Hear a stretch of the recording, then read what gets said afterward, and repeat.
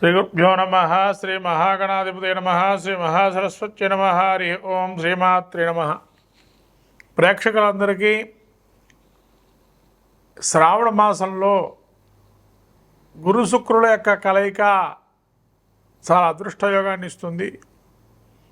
ఇద్దరు గురువులు ఒకటే రాశి చక్రంలో ఒకటే రాశిలో ప్రయాణిస్తూ ఆగస్టు 20వ తారీఖు వరకు కూడా ఇద్దరు కూడా ప్రయాణిస్తున్నారు. ఒకటే రాశి సంచారం చేస్తూ ఈ యొక్క అపూర్వమైన కలయిక. ఈ కలయికల్లో కనుక ఎవరైనా జనిస్తే కనుక వాళ్ళ మంత్రిత్వాది యోగాలు ఉంటాయి. శుభస్థానాలు కనుక జనించినట్లయితే, శుభస్థానంలో ఉన్నప్పుడు జనిస్తే, కొంత అశుభ స్థానాలు జనిస్తే కనుక వారి వల్ల కొంత అనారోగ్యాలు వచ్చే అవకాశము, తద్వారా ఇబ్బందులు కలిగే అవకాశం ఉంటుంది. కాబట్టి గురు శుక్రుల కలయిక అపూర్వమైనటువంటిది. రెండు గురువులు శుభులిద్దరు కలిసి ప్రయాణం చేస్తూ శుభయోగాన్ని ఇస్తూ ఉన్నారు అందరికీ కూడా.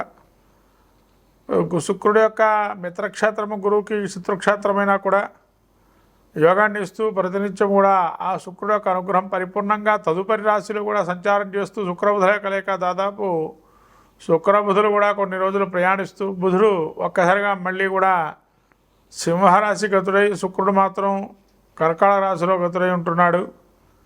గురు శుక్రుడు అంటే గురువు వచ్చేసి యొక్క మనకు ఆధ్యాత్మిక చింతన భావన దాని గురించి తెలియజేసాడు. జ్ఞానాన్ని, తర్వాత తెలివితేటల్ని, విద్యాభివృద్ధిని, ఉన్నత ఉద్యోగాభివృద్ధిని, సంతానకారకుడు, ఇవన్నీ కూడా గురువు ఇస్తున్నాడు. శుక్రుడు సంతానోత్పత్తికి ప్రధాన కారకుడు. తర్వాత శుక్రుడు వైవాహిక జీవితం, దాంపత్యం అనుకూలము, సుఖ విలాసవంత జీవితము, సౌఖ్యాదులు, ఉన్నతమైన పదవి అధిరోహణ, ఇవన్నీ కూడా శుక్రుడు ఇచ్చేటువంటి వాడు. వ్యాధులకు వచ్చేటప్పటికి గురువు లివర్కి సంబంధించిన వ్యాధులు ఇస్తాడు. శుక్రుడు కిడ్నీ తదితరమైనటువంటి జననాంగాలకు సంబంధించిన వ్యాధులు ఇచ్చేటువంటి వారు. ఇటువంటి గురు శుక్రుల యొక్క కలయిక అమోఘమైంది, అదృష్ట యోగాన్ని ఇచ్చేటువంటిది. కాబట్టి గురు శుక్రుల యొక్క కలయిక ఏదైతే ఉందో ద్వాదశ రాశులకు ఏ విధంగా ఉండబోతుంది, ఈ 20 రోజుల్లో ద్వాదశ రాశుల వరకు పరిస్థితి చూస్తే గురు శుక్రులు ఏ విధంగా వీళ్ళకి ఫలితాన్ని ఇస్తున్నారనే విషయం తెలుసుకుందాము. మొదటిగా మేషరాశి వారికి ఏ విధంగా ఉందో తెలుసుకుందాము.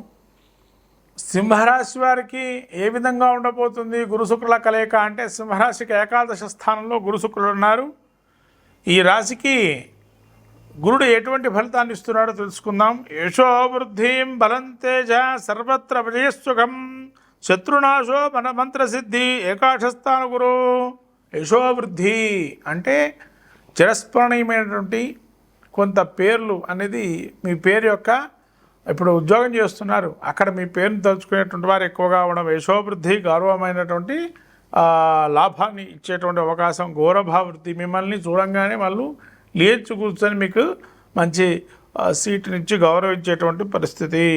తేజము అంటే మంచిదైనటువంటి కళ. అంటే కొంతమందికి ఇంత ఏదో నానా రకాలైనటువంటి కాస్ట్యూమ్స్ పూసుకుంటే అలంకరణప్రాయంగా ఉంటుంది. కానీ కొంతమందికి ఏంటంటే నార్మల్గా ఉన్నా కూడా, అంటే నార్మల్గా మనము జస్ట్ ఒక బొట్టు పెట్టుకుంటే అలంకరణ ఎట్లయితే ఇంత బాగుంది, బొట్టు పెట్టుకున్నాం ఇంకేం అలంకరణ చేసుకోలేదు అట్లా అంత బాగుంది అని ముఖంలో కొంతమంది అద్దంలో చూసుకున్నప్పుడు, అంటే ఆ తేజము అంటే వాళ్ళు చేసుకునేటువంటి మంత్ర సాధన కావచ్చు, లేదా ఆ సమయంలో ఆ గురు శుక్రుల యోగాన్ని ఇస్తూ మంచి తేజస్సు అయినటువంటి శరీర ముఖాన్ని ఇస్తున్నాడు అని చెప్పి సర్వకార్యములందు జయం కలుగుతుంది.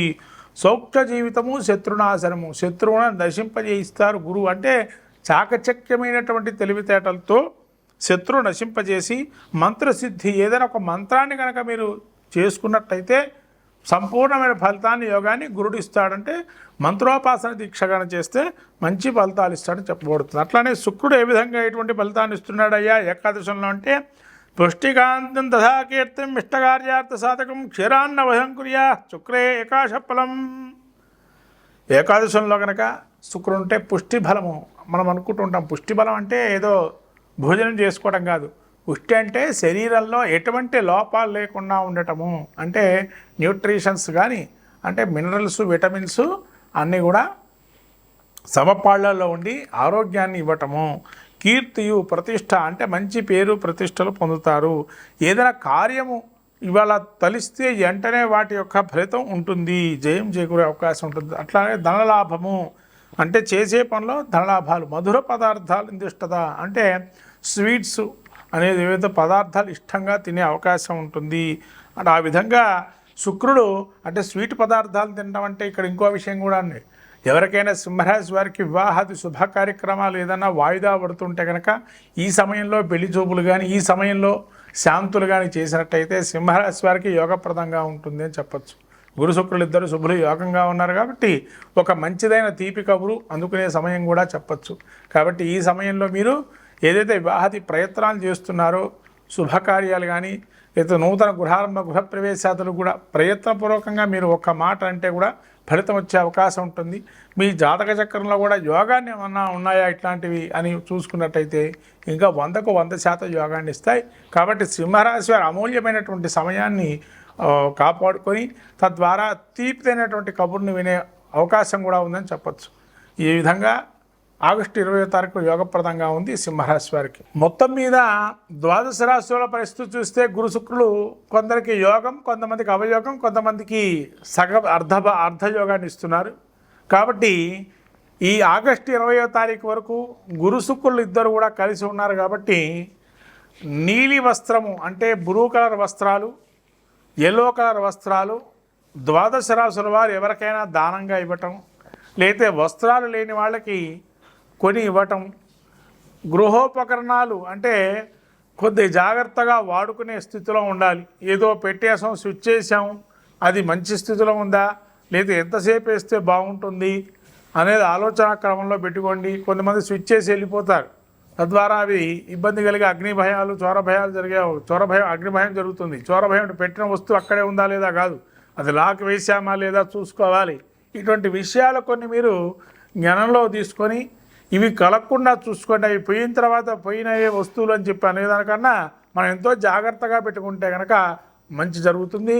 ఇక ధన విషయానికి వస్తే ఎవరో కొత్త వాళ్ళు మనకేదో మెప్పు పొందుతాము, ఎవరో మమ్మల్ని మెప్పిస్తారు, వాళ్ళ గురించి మనం ఖర్చు పెట్టాలన్న ఆలోచన పక్కగా పెట్టండి.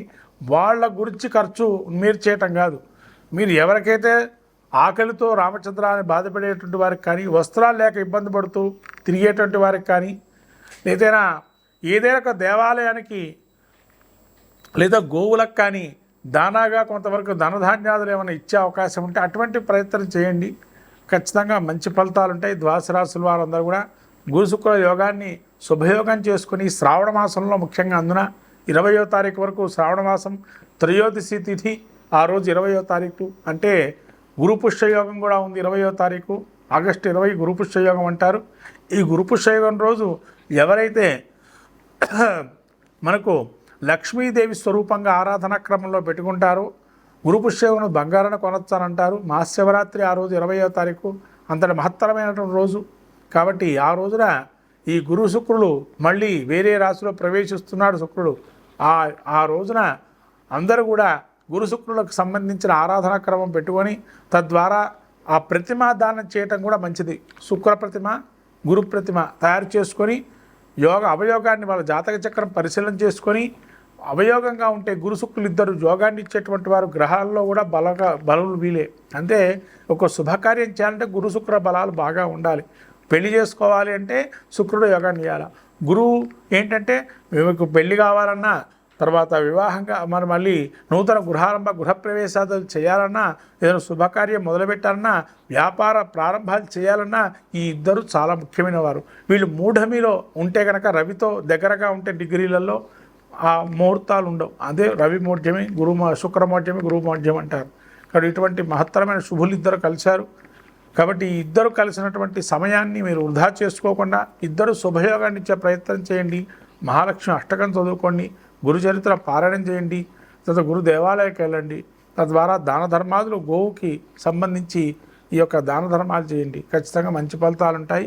ఈ విధంగా చేసుకుంటే అంతా శుభప్రదంగా ఉంటుంది ద్వాదశ రాశుల వారికి. ఏమాత్రమే